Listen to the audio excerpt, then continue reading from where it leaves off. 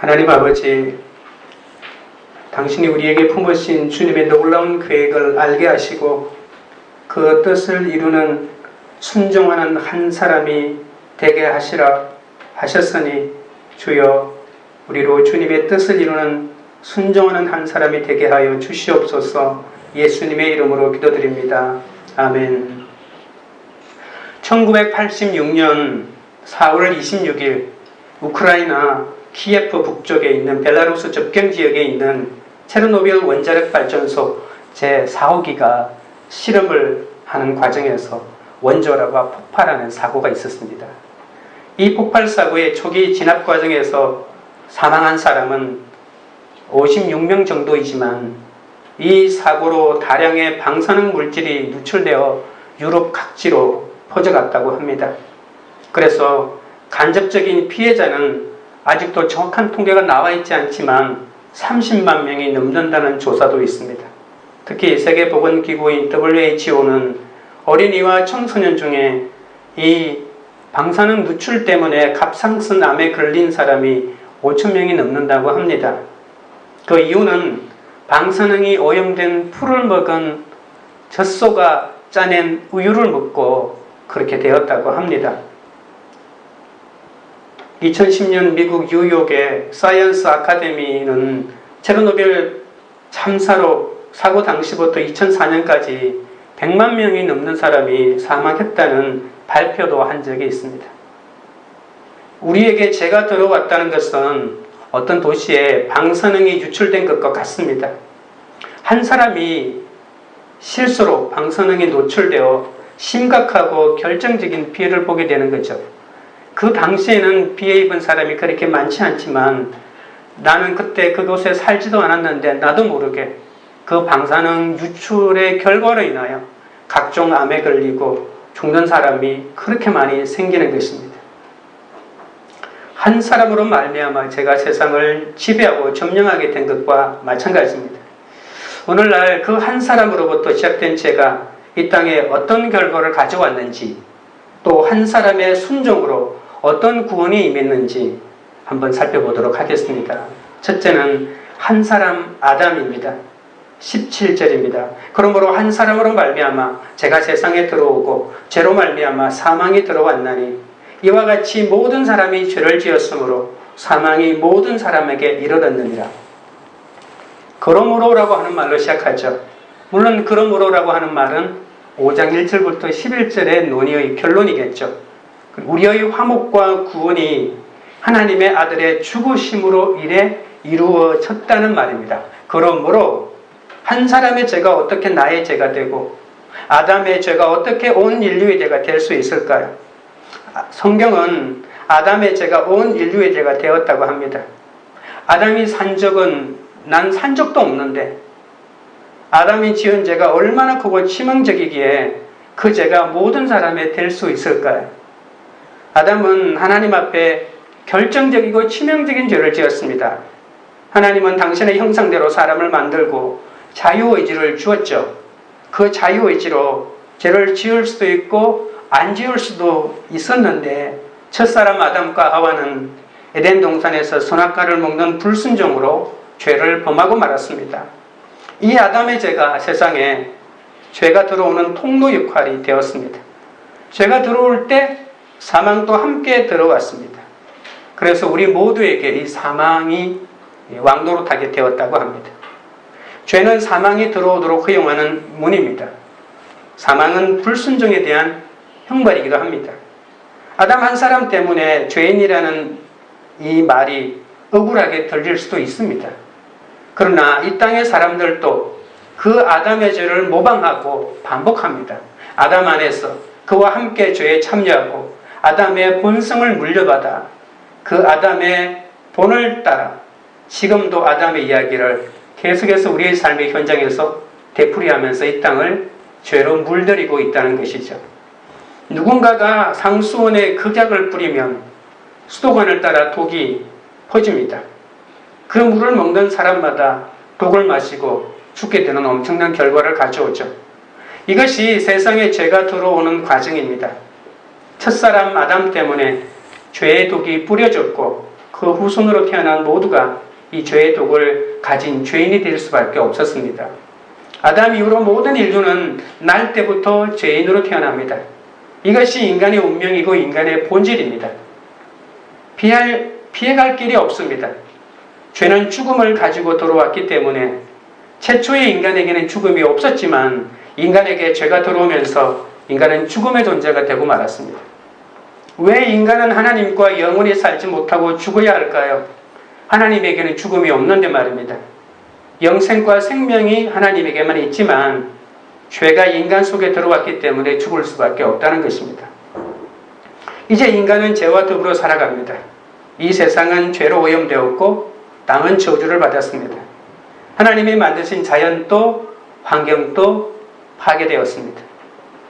아무리 부인하고 싶어도 우리는 카인의 후예로 살아갈 수밖에 없습니다. 내 속에 이기심과 교만이 원죄를 증가하고 있다는 사실을 인정할 수밖에 없지 않을까요? 첫사람 아담이 뿌린 죄의 독 때문에 그 후손인 우리 모두 죄의 독을 가진 죄인으로 삽니다. 13절 14절입니다. 죄가 율법이 있기 전에도 세상에 있었으나 율법이 없었을 때에는 죄를 죄로 여기지 아니하였느니라.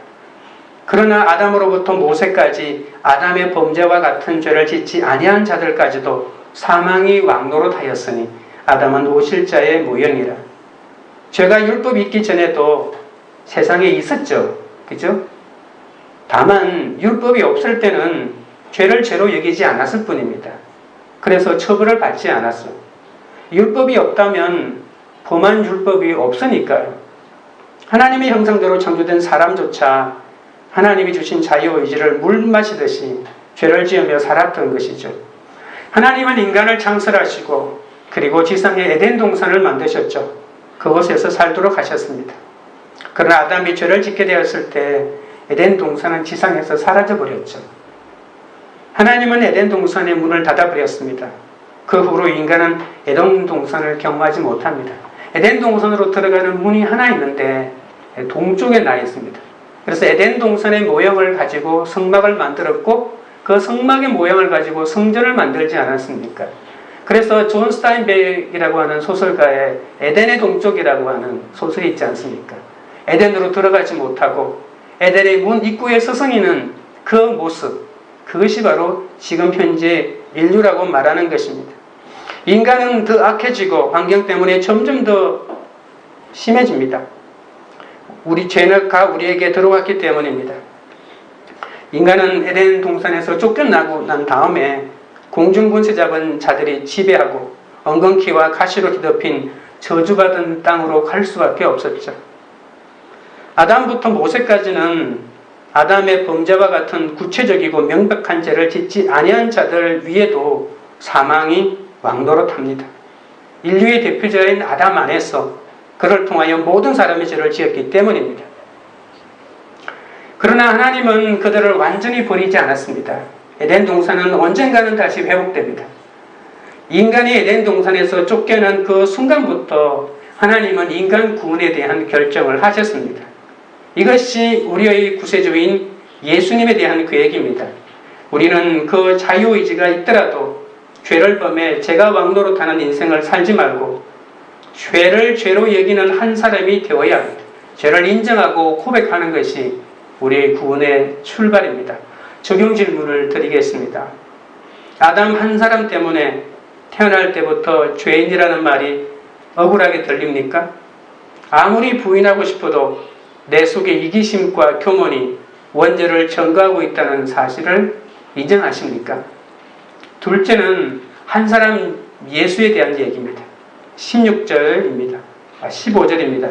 그러나 이 은사는 그 범죄와 같지 아니하니 곧 한 사람의 범죄를 인하여 많은 사람이 죽었은즉 더욱 하나님의 은혜와 또한 한 사람 예수 그리스도의 은혜로 말미암은 선물은 많은 사람에게 넘쳤느니라. 15절은 로마서 1장부터 진행된 구원 이야기의 결론이기도 합니다. 한 사람 아담으로 죄가 인간에게 전염되어 모든 인류가 사망에 이르게 되었다고 했죠. 그러나 인간은 스스로 그 죄의 문제를 해결할 수 없습니다. 아담 한 사람 때문에 많은 사람이 죽게 된 것을 그대로 버려두지 않고 인류를 위해서 하나님이 한 사람의 구원자를 준비하셨다고 했죠. 바로 예수님이 두 번째 아담으로 세상에 오셨습니다. 예수님을 굳이 두 번째 아담이라고 말하는 것은 아담 한 사람 때문에 죄가 들어왔지만 또 두 번째 아담 한 사람의 순종으로 구원이 들어왔다는 것을 설명하기 위해서 그렇습니다. 예수님을 두 번째 아담이라고 말하는 사람은 사도 바울밖에 없습니다.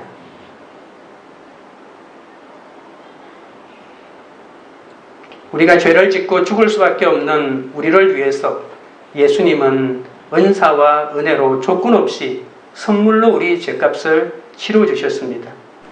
한 사람 아담, 한 사람 예수 그리스도가 있기 때문입니다. 예수 그리스도를 이 땅에 보내주신 것은 온 인류를 구원하시고자 하시는 하나님의 뜻입니다. 첫째 아담의 실패를 둘째 아담인 예수님께서 완벽하게 회복합니다. 이것이 구원입니다. 그래서 첫째 아담이 죄의 출발이라면 둘째 아담은 죄의 마감입니다. 이를 저지르는 사람이 있고 이를 수습하는 사람이 있습니다. 이를 복잡하게 하는 사람이 있는가 하면 모든 일을 마무리하고 치유하는 사람이 있습니다. 첫 번째 아담이 범죄하여 많은 사람이 죄로 물들였으나 둘째 아담 예수 그리스도께서 은혜로 말미암아 십자가에서 죽으심으로 많은 사람을 죽음에서 구원하셨습니다. 그래서 오늘 15절 본문의 첫 번째를 보십시오. 둘째 아담이 하신 일을 은사라고 이렇게 표현합니다. 로마서 6장 23절에는 죄의 삭선 사망이요 하나님의 은사는 그리스도 예수 우리 주 안에 있는 영생이라고 말합니다. 그러니까 은사는 하나님이 우리에게 베풀어 주시는 영생이고 구원입니다. 은사는 선물입니다. 내가 만든 것도 노력한 것도 아니기 때문에 선물입니다. 구원은 하나님이 만들어 주신 은사입니다. 돈을 주고 사는 것이 아닙니다. 하나님이 거저 주시는 거죠. 예수 그리스도는 선포만 하여도 귀신이 떠나는 능력이 있습니다. 나의 구원을 의심하고 불안하게 하고 또 무력하게 했던 사탄의 모든 계계와 술수가 순식간에 예수 이름 때문에 차단됩니다.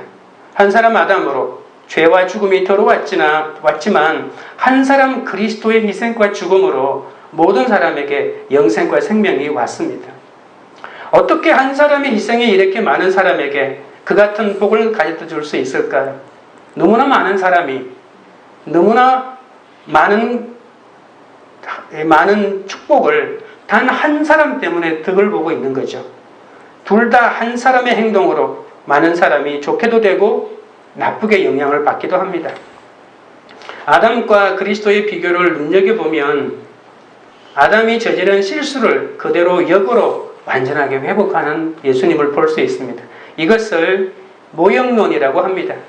예표론이라고도 하는데 오늘 본문에도 모형이라고 하는 그러한 말을 쓰고 있죠.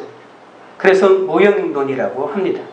모델은 같은데 역할이 전혀 다르다는 것이죠.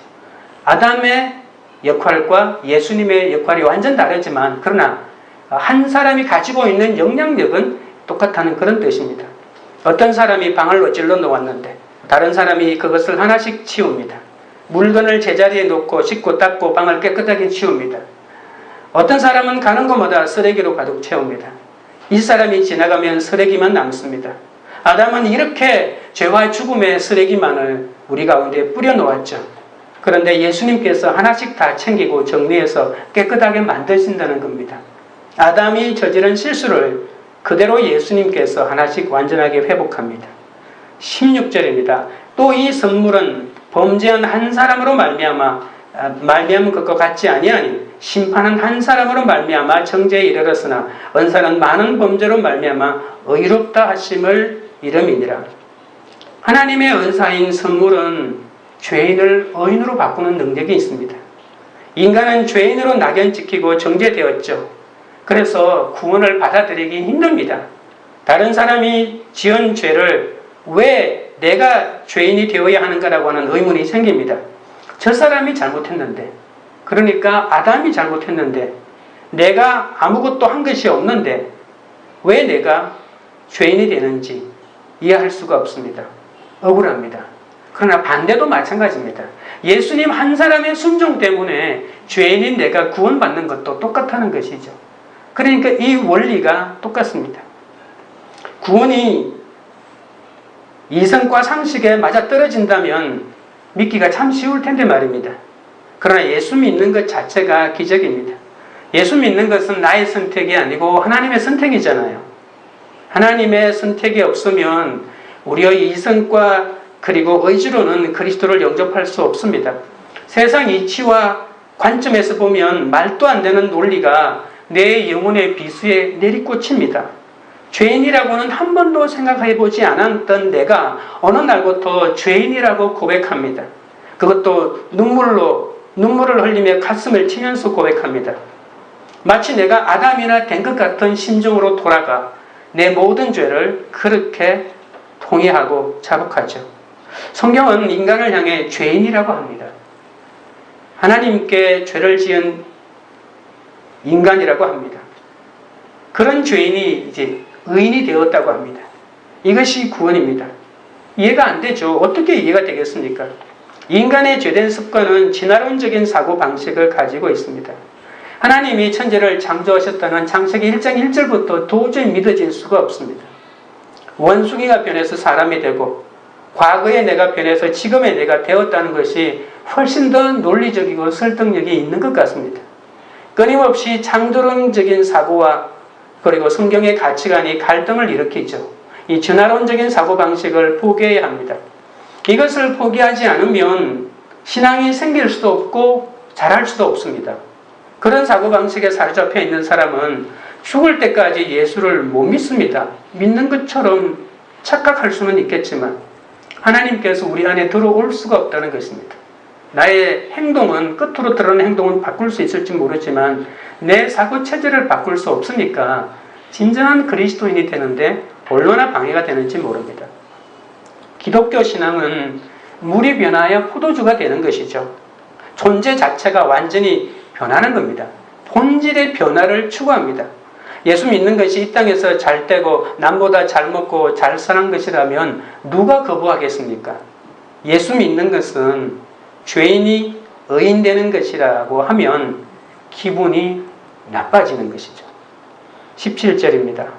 한 사람의 범죄로 말미암아 사망이 그 한 사람을 통하여 왕노릇 하였은즉 더욱 은혜와 의의 선물을 넘치게 받는 자들을 한 분 예수 그리스도를 통하여 생명 안에서 왕노릇 하리로다. 이 로마서 5장을 읽으면 똑같은 말을 계속해서 반복하는 것 같죠. 3번, 4번 계속해서 반복합니다.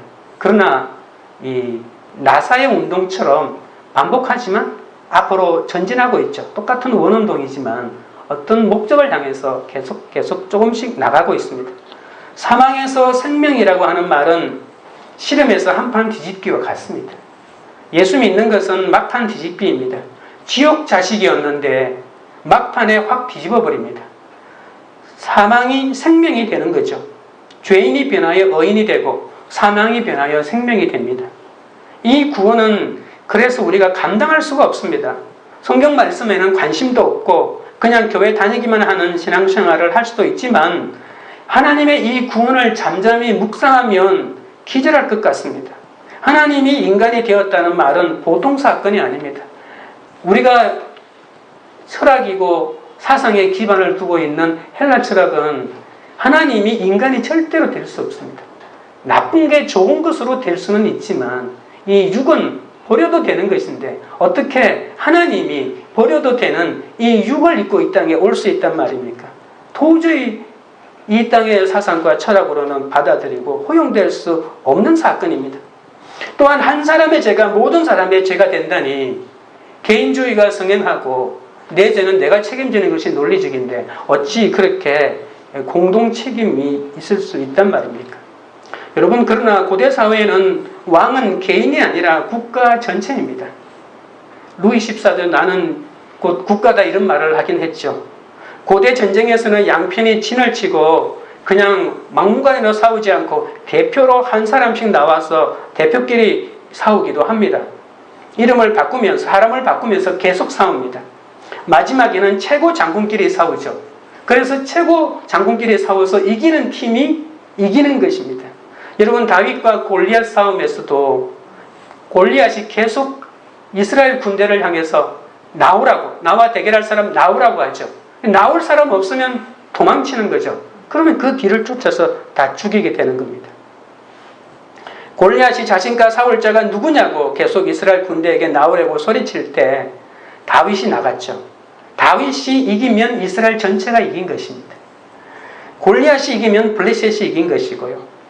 다윗이 와서 골리앗을 이기니까 이스라엘이 그 전쟁에서 승리를 거둔 것이죠. 한 사람은 전체입니다. 아담의 죄는 모든 사람의 죄입니다. 아담은 인간을 대표하는 언약의 대표입니다. 그 대표가 성취하거나 또는 잃어버리면 우리도 성취하거나 잃어버립니다.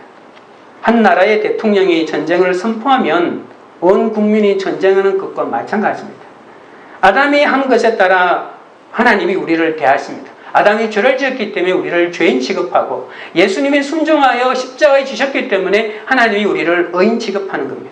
그러므로 아담이 죄를 범할 때 모든 사람이 죄를 지은 것입니다. 구원은 한 사람 예수 그리스도께서 아담이 실패한 것을 회복하시고 아담이 저지른 모든 범죄를 담당하심으로 똑같은 패턴으로 모든 인류의 죄를 회복하는 거죠. 아담 한 사람이 잃어버렸던 것과 똑같은 패턴으로 예수님이 하나씩 하나씩 다 회복한다는 것입니다. 이 가운데 핵심이 바로 아담의 불순종의 죄가 예수님의 순종의 구원으로 연결되는 이것이 가장 큰 차이입니다.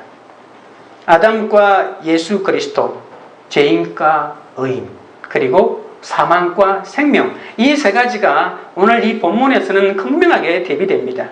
어떤 단체에 가면 구원받고 어떤 사람을 따라가면 구원받는다는 것은 구원이 아닙니다. 성경의 구원은 아담의 죄를 예수께서 회복시켜 주시는 것이 성경의 구원입니다. 하나님의 은혜는 사망의 왕노릇하면 할수록 더욱 넘치는 은혜로 우리에게 찾아온다고 합니다.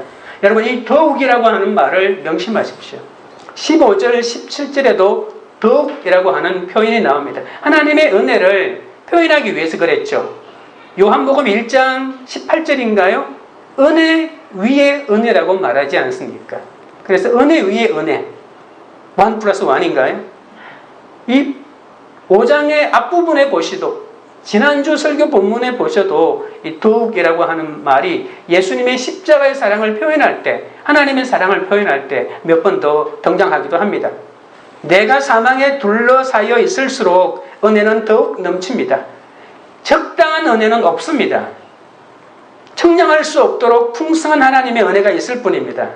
하나님은 우리 가운데서 역사하시는 능력대로 우리가 구하거나 생각하는 모든 것에 더 넘치도록 능히하시리라고 에베소서 3장 20절에 말하고 있습니다. 이 은혜는 십자가를 통해 내 죄를 사해주고 의와 영생을 주는 은혜입니다. 목마른 내 영혼을 만족하게 하고 굶주린 내 영혼을 좋은 것으로 채워주는 은혜입니다. 이 은혜는 죄인인 나를 성화시키고 그리스도의 형상으로 만들어가는 은혜입니다. 이 은혜는 내가 주님 안에서 시작한 것을 완성하게 하며 나를 반대하는 사람마저도 품게 하는 넓은 가슴의 은혜입니다. 언젠가 사망을 멸하고 하나님 나라를 완성하게 하는 그 은혜 위에 은혜입니다. 개척교회를 시작하게 하신 하나님의 은혜, 이 교회를 하나님의 뜻대로 사용하실 그 하나님의 은혜입니다. 사망이 왕노릇하며 온갖 권세를 부릴 때 모든 것을 포기하고 싶고 죽고 싶습니다.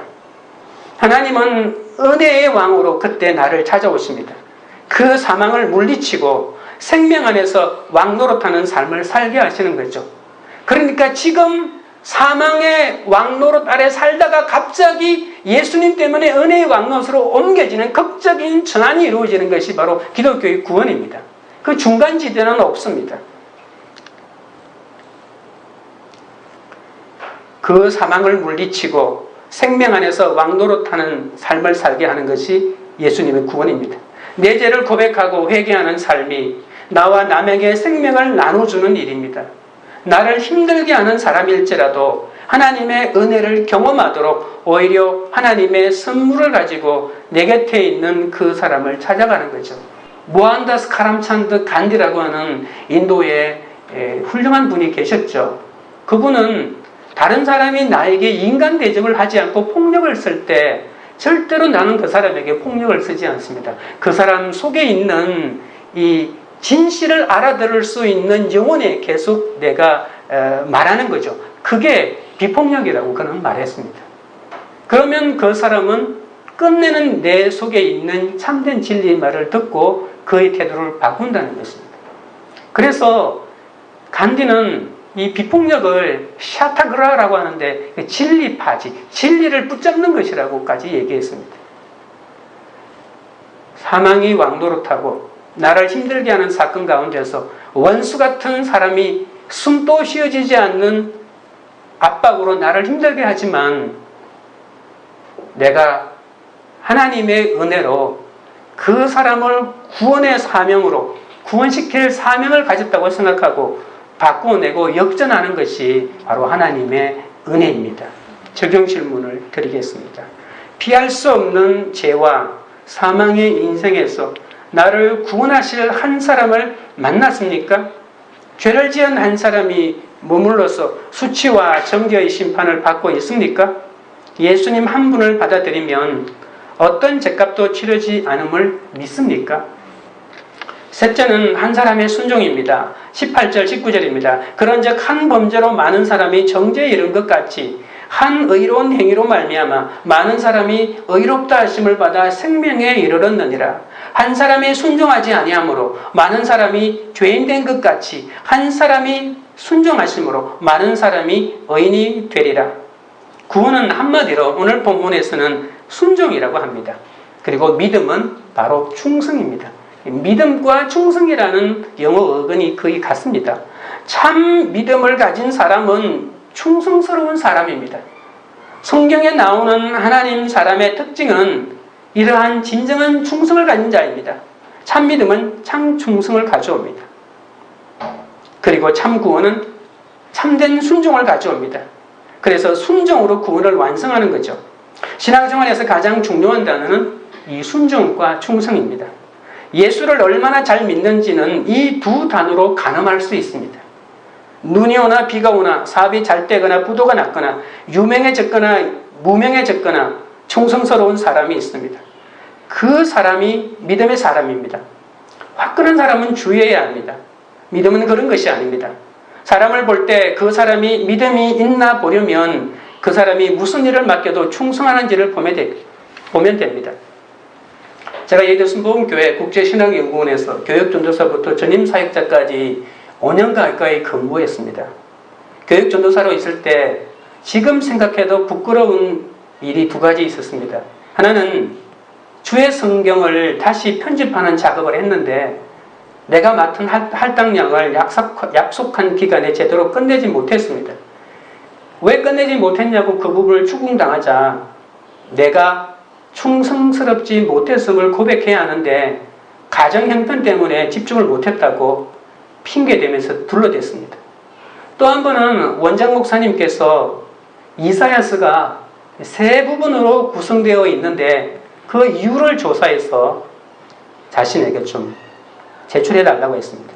제가 구약에 관심이 많은 줄 알고 특별히 지시했거든요. 그분이 학교에서 신학대학에서 강의할 때 제가 그 구약 수업을 들었던 학생이기 때문에 특별히 지시한 겁니다. 저는 신학대학 도서관에 가서 엄청난 자료를 복사해서 마치 박사 논문을 쓰는 것처럼 의욕이 넘쳤는데요. 그런데 약속된 한 달이 다 되어가도 저는 한 장도 제출하지 못했습니다. 다시 일주일 기간을 제가 얻어냈지만 그 약속도 제가 못 지켰습니다. 그래서 그 원장 목사님이 저를 불러서 완벽한 논문을 쓰는 것보다 필요한 시간에 필요한 결과를 만드는 것이 더 중요하다고 하면서 이렇게 저를 얘기하면서 이제 그만해도 된다고 이렇게 얘기를 했습니다. 난 정말 완벽한 글을 쓰고 싶었다면서 완벽주의자 흉내를 내면서 내었지만 결국은 지시도 따르지 않고 약속도 못 지킨 충성스럽지 못한 태도를 감추려고만 했습니다. 제가 존경하는 교수님이었고 야단도 크게 안 치시면서 자네도 공부가 되었으니 시간 낭비는 아닐 거야 라고 하셨는데 얼마나 죄송하고 부끄러운지 지금 생각해도 부끄러워서 얼굴을 들 수가 없습니다. 작은 일에 충성되지 못한 나에게 누가 큰 일을 맡기겠습니까? 그러니까 지금 내 모든 환경은 내 삶의 결론입니다. 누가 변명을 되겠습니까? 성경은 말합니다. 순종이 중요하다고요. 말끝마다 반항하는 사람, 남을 비판하는 사람이 있습니다. 이것은 믿음이 아닙니다. 상대방의 약점을 파고들어 비판하고 투쟁하고 고발하는 것은 하나님의 승리가 아닙니다. 회개하고 체질을 바꿔야 합니다. 비판하고 남을 꼬집는 사람들은 어릴 때부터 상처 입은 사람일 수 있습니다. 자라는 과정에서 늘 거절당해서 자기도 모르게 그런 체질을 갖게 된 것이죠. 성경은 주 안에서 부모에게 순종하라고 합니다. 최고의 자녀는 기계적인 순종이 아닌 자신의 의지로 부모에게 순종할 수 있는 자녀죠. 의지와 인격과 그리고 마음으로 하는 순종이 참 순종입니다. 인간의 마음속에는 분노가 있습니다. 혈기를 부릴 이유가 없어도 분노합니다. 이유가 없이 계속해서 혈기가 쏟아져 나오는 것이 인간입니다. 불순종의 영이 나를 지배하기 때문입니다. 어떤 일도 불편하면서 받아들이지 않습니다. 불편하면. 아담은 불순종하였지만 예수님의 캐릭터는 순종입니다. 만약 아담이 예수님 말씀에 순종했더라면 사탄의 유혹에 넘어가지 않았겠죠. 예수님이 십자가를 지신 것은 하나님에 대한 순종이었습니다. 아버지여, 이 잔을 내가 마셔야만 합니까? 라는 의문이 예수님의 마음속에도 있었겠죠. 왜 없었겠습니까? 하지만 순종하기로 결정한 것입니다. 그 순종으로 마귀의 불순종이 끝나버린 거죠. 아담에게는 불순종의 영이 있지만 예수 그리스도에게는 순종의 영이 있습니다. 시간마다 일마다 불순종하고 불평하는 사람은 아담의 자리에 있습니다. 믿음은 예수의 순종으로 아담의 불순종을 제거하고 축복을 나누는 것이죠. 믿음으로 의롭게 되셨습니까? 그렇다면 이제 순종과 충성을 하셔야 합니다. 예수님이 보이신 삶의 결론은 순종입니다. 죽기까지 순종하시는 믿음의 본을 우리에게 보여주셨습니다. 20절입니다. 믿음 율법이 들어온 것은 범죄를 더하게 하려 함이라. 그러나 죄가 더한 곳에 은혜가 더욱 넘쳤나니. 율법은 그냥 죄를 규정하고 드러내는 역할을 합니다. 율법이 없는 곳에는 나타나는 범죄도 없죠. 율법이 들어와서 범죄가 많아진 것은 아닙니다. 범죄가 뚜렷해진 것이죠. 막연했던 것이 분명해진 것입니다. 유대인들은 모세의 율법이 죄를 알려주는 것이 아니고 의를 위해서 주어졌다고 말합니다. 율법을 지키면 내가 지킨 만큼 의로워지니까 율법은 나의 의를 위해서 우리에게 하나님이 주신 것이라고 착각합니다. 의로움을 더해 죄를 예방하기보다는 오히려 죄를 유발시키는 것이 율법입니다. 왜냐하면 모든 율법을 평생을 지켜야 하기 때문에 그렇습니다. 하루 또는 일주일간 특별한 율법만 지키면 된다면 그럴 수 있겠지만 내가 지킨 것도 있지만 지키지 못한 것은 나를 죄인이라고 말하니까 그 많은 율법 조항에 지키지 못한 것이 나를 힘들게 하고 죄책에 빠지게 하니까 내가 90% 지켰다고 해서 그것이 나의 기쁨이 되는 것이 아니고 내가 지키지 못했던 10% 때문에 나를 고통 속으로 밀어넣는 것이 바로 율법입니다. 그래서 죄가 더한 곳에 은혜가 더욱 넘칠 뿐입니다. 범죄는 아담의 특별한 죄를 말하지만 죄를 더하는 것은 아담의 후예들이 전 역사를 통해 그 죄를 전파하고 강화해 나갑니다. 아담의 죄가 왜 나에게 있느냐고 하지만 내 삶 가운데 죄를 짓지 않고는 살 수 없는 나의 본 모습이 있지 않습니까? 그리고 예수님을 거부한 이 죄의 절정이 바로 예수님을 거부하고 십자가에 처형한 그 장면입니다. 교회 오기 전에는 죄라고 생각하지 않았는데 교회에 오면 죄 아닌 것이 없습니다. 그러니까 성령 충만은 갈등 충만이라고 하지 않습니까? 말씀을 깨달아갈수록 성령님이 내게 임할수록 갈등이 많아집니다.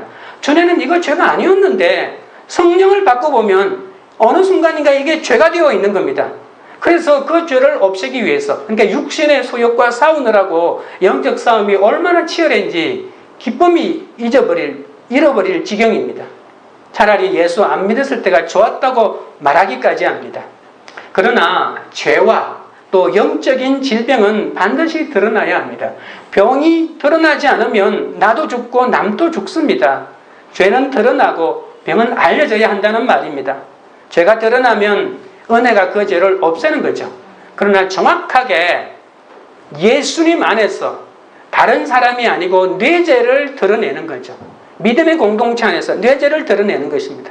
바울은 말씀 앞에 드러나는 자신의 죄를 보면서 오라 나는 공고한 사람이로다. 이 사망의 몸에서 누가 나를 건져내라고 탄식합니다. 그리고 디모데전서 1장 15절에서 나는 죄인 중에 괴수라고 이렇게 말합니다. 죄인 중에 왕이란 말이죠. 우리는 스스로 열심히 노력한다고 해서 의롭게 될 수 없습니다. 그렇게 해서 의롭게 되었다고 해도 자신의 의로는 절대로 죄를 이길 수는 없습니다.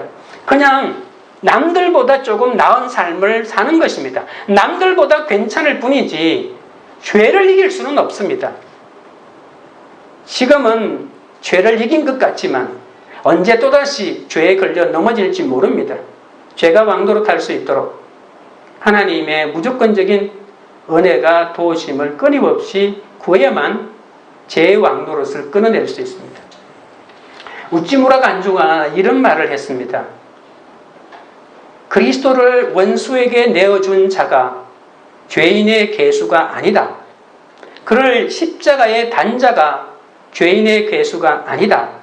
사람을 죽인 자, 간음죄를 범한 자가 또한 죄인의 괴수가 아니다. 죄인의 괴수는 나 자신이다. 하나님의 은혜에 목욕하면서 오래 이를 남용하며 선인 줄 알면서 선을 행하지 않으며 악인 줄 알면서 악을 피하지 않으며 하나님의 성령을 종종 소멸하며 그 거룩한 뜻을 손상해 드렸다. 만일 멸망할 자가 있다면 내가 그다. 나는 은혜를 입은 만큼 그만큼 하나님에게 빚진 자가 되었다. 만일 만인이 구원받지 못한다면 나는 첫째로 멸망될 것이다. 그러나 만일 내가 구원받는다면 세상에 구원받지 못하는 자가 한 사람도 없을 것이다. 나의 구원은 예수님 하나님의 은혜의 시금석이다. 나는 자신이 구원받아 만인의 구원을 확인하려 한다. 이렇게 1904년에 말했습니다. 죄가 있는 곳에 은혜가 더욱 넘칩니다. 의인이라고 자랑하는 사람에게는 은혜가 없고 죄인이라고 고백하는 사람에게는 축복이 있습니다. 자신에게는 죄가 하나도 없는 것처럼 말하는 사람은 이런 사람을 만나면 숨이 막힙니다. 자기의 약점을 절대로 드러내지 않는 사람은 무섭습니다. 우리는 죄인이라는 사실을 드러내야 합니다. 숨길 필요가 없습니다. 죄를 오픈하면 은혜가 있습니다. 21절입니다. 이는 죄가 사망 안에서 왕노릇한 것 같이 은혜도 또한 의로 말미암아 왕노릇하여 우리 주 예수 그리스도로 말미암아 영생에 이르게 하려 함이라. 여러분 안에서는 죄가 왕노릇합니까? 아니면 은혜가 왕노릇합니까? 은혜가 왕노릇하기를 빕니다. 죄가 왕노릇하면 괴롭습니다. 죄책감에 사로잡히고 갈등이 많습니다. 죄를 이기려면 의가 아니라 은혜가 필요합니다. 자식과 남편을 따라다니면서 잘못을 지적해 보십시오. 그것으로 자식이 변하는지 말입니다. 능들머리를 치면서 도망칠 것입니다. 그렇게 해서 죄를 이기는 것이 아닙니다. 죄를 이기는 것은 오직 은혜밖에 없습니다. 제가 왕노릇하는 나 자신에게 필요한 것은 은혜입니다. 제가 왕노릇하는 남편, 제가 왕노릇하는 자녀에게도 필요한 것은 이 은혜입니다. 죄가 많이 드러나면 그 많은 죄를 씻기 위해 은혜도 더욱 필요합니다. 스스로 죄가 없다고 생각하는 사람에게는 은혜를 베풀 수조차 없습니다. 왜냐하면 죄가 없다고 생각하니까. 말씀 앞에 순종하는 한 사람이 필요합니다.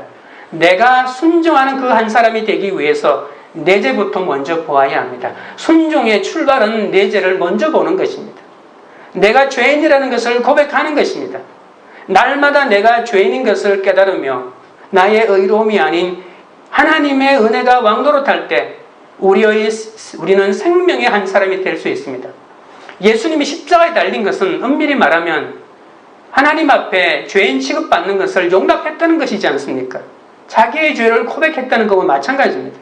자신이 죄인임을 인정하며 하루를 시작하는 사람은 풍성한 은혜를 누리지만 자기를 의인으로 취급하고 하루를 시작하는 사람은 생색으로 남을 정죄하다가 사망에 이르게 됩니다. 여러분, 순종하는 그 한 사람이 되십시오. 순종한 나 한 사람 때문에 가족이 살아나고 나 한 사람 때문에 상처받은 가정이 회복되고 순종하는 나 한 사람 때문에 열방이 죽게 돌아옵니다. 하루를 시작하면서 가장 먼저 말씀 앞에 나의 전적 무능과 전적 부패를 깨달아 하나님께 은혜를 구하십시오. 이것이 죄를 이기는 유일한 길입니다. 적용 질문 드립니다. 미움과 배반과 다툼으로 사망이 왕노릇하는 가정, 직장에 속해 있습니까? 정직해라, 서로 용서하고 이해하라, 이렇게 정답만 들이대면서 죄가 끊어지길 기대합니까? 판단과 가르침이 아니라 어떤 죄인도 용납하시는 예수님의 은혜를 전하고 보여줌으로써 공동체를 살리는 한 사람이십니까? 말씀을 맺겠습니다. 내 속에 이기심과 교만이 원죄를 증거하는 사실을 인정해야 합니다. 첫사람 아담이 뿌린 죄의 독 때문에 그 후손인 우리 모두가 죄의 독을 가진 죄인으로 살아갑니다. 죄를 짓고 죽을 수밖에 없는 우리를 위해 예수님은 은혜와 은사로 조건 없는 선물로 우리의 죄값을 치루어 주셨습니다. 첫사람 아담은 우리에게 저주를 주었지만 예수님은 구원을 주셨습니다. 예수님은 하나님의 은사인 죄인이 의인이 되는 선물을 주셨습니다. 이제 우리는 이 은혜를 받고 십자가를 통해 내 죄를 사해주고 의와 영생을 주고 목마른 네 영혼을 만족하게 하고 죄인인 나를 승화시키고 그리스도의 형상을 만들어가는 이 은혜를 누려야 합니다. 우리는 이 자비를 받고 모든 필요를 채우는 그 은혜를 얻기 위해 담대히 은혜의 보좌 앞에 나아가야 합니다. 말씀 앞에 순종하는 한 사람이 필요합니다. 내가 순종하는 그 한 사람이 되기 위해서 내 죄부터 먼저 보아야 합니다. 내가 죄인인 것을 먼저 고백해야 합니다. 날마다 내가 죄인인 것을 깨닫고 나의 의로움이 아닌 하나님의 은혜가 왕노릇할 때 우리가 이 땅을 살릴 수 있음을 명심해야 합니다. 찬양 드리고 기도하겠습니다.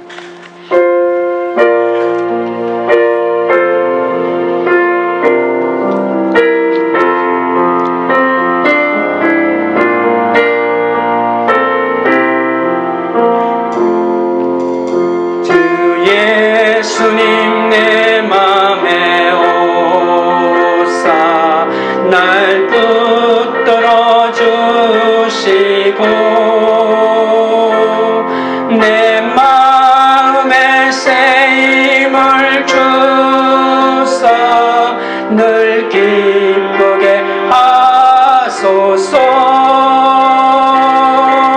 사랑의 주 사랑의 주 내 마음속에 찾아오사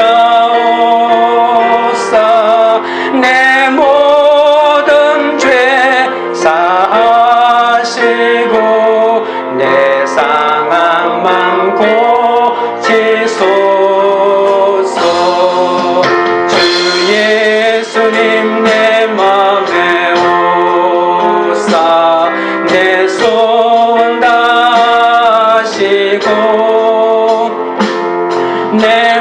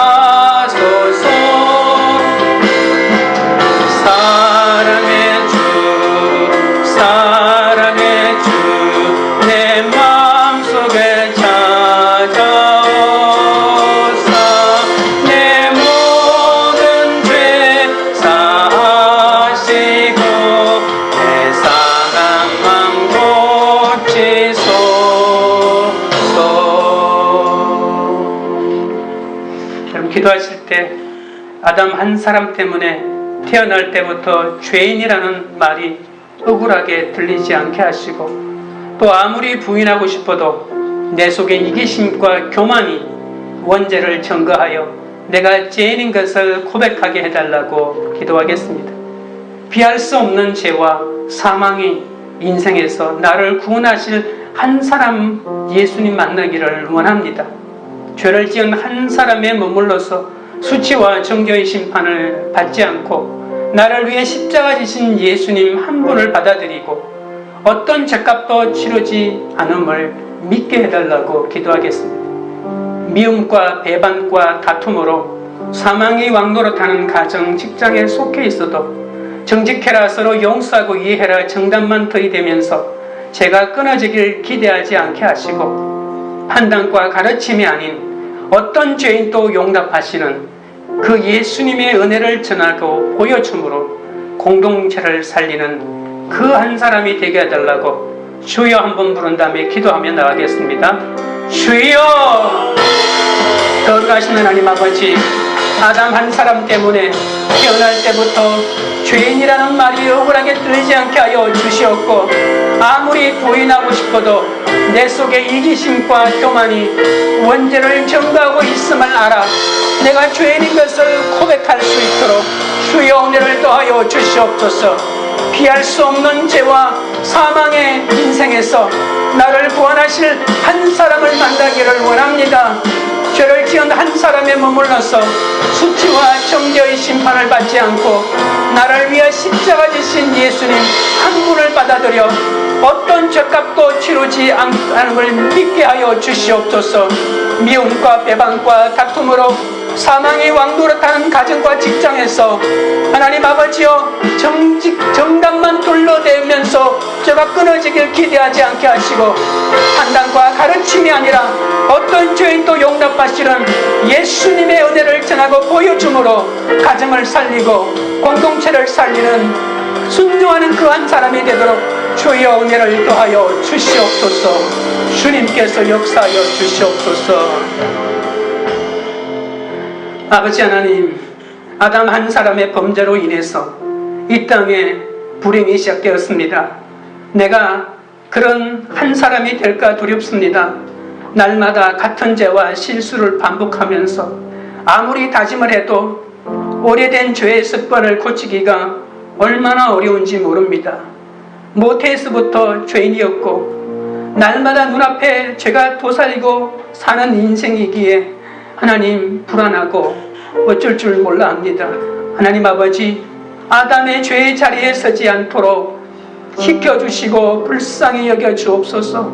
나로 인하여 내 자녀들이, 나로 인하여 공동체가 이 죄의 속으로 들어가지 않도록, 나의 삶이 이 죄의 문이 되지 않도록 주여 지켜주시옵소서. 이제라도 예수님의 자리에 서게 하여 주옵소서. 원망하고 불평하는 불순종의 자리를 떠나게 하시고 내 역할에 순종하는 예수님의 자리로 옮겨가기 원합니다. 내 판단과 내 생각에는 도저히 순종할 수 없지만 예수님이 십자가 달리라고 하는 그 하나님의 말씀에 순종한 것 같이 하나님 말씀에 순종하기 위하여 십자가를 길로 놓고 가는 적용으로 날마다 나를 쳐서 주님께 복종시키는 은혜를 허락하여 주옵소서. 주님의 은혜로 내 자신이 변하고 다른 사람을 살리는 그 한 사람이 되기를 원합니다. 행위가 의롭고 대단한 사람, 완벽한 사람이 되리고 노력하는 모든 습성을 버리게 하여 주옵소서. 오직 나의 부족함을 고백함으로 내 죄를 먼저 드러내므로 은혜가 죄를 이기는 역사를 경험하게 하여 주옵소서. 내 죄가 많지만 이 죄를 오픈하고 드러내므로 이 죄를 이긴 그 놀라운 하나님의 은혜를 담대하게 다른 사람 앞에 전하여 그들을 살리는 자가 되게 하여 주옵소서. 나 한 사람의 순종으로 죽을 것 같은 고통을 벗어나고 저주가 끊어지고 생명이 왕노릇하는 가정과 직장과 교회가 되게 하여 주옵소서. 죄를 이길 은혜를 구하오니 더는 죄 아래 종노릇하지 않게 하시고 죄의 길에서 돌이키게 하셔서 그래서 다른 지체들을 생명의 길로 인도하는 순종하는 그 한 사람이 될 수 있도록 주여 은혜 내려 주시옵소서. 관계 우리들 교회가 미움과 배반과 다툼으로 사망이 왕노릇하는 가정과 직장에 속해 있어도 정당말을 말하는 그리하면서 저가 끊어지길 기대하지 않게 하옵소서. 오히려 내 죄부터 먼저 보고 그 한 사람의 순종을 하는 공동체가 되게 하여 주옵소서. 판단과 가르침이 아니라 어떤 죄인도 용납하시는 예수님의 은혜를 전하고 보여주는 순종하는 공동체가 되도록 인도하여 주시옵소서. 예수님의 이름으로 기도드립니다. 아멘.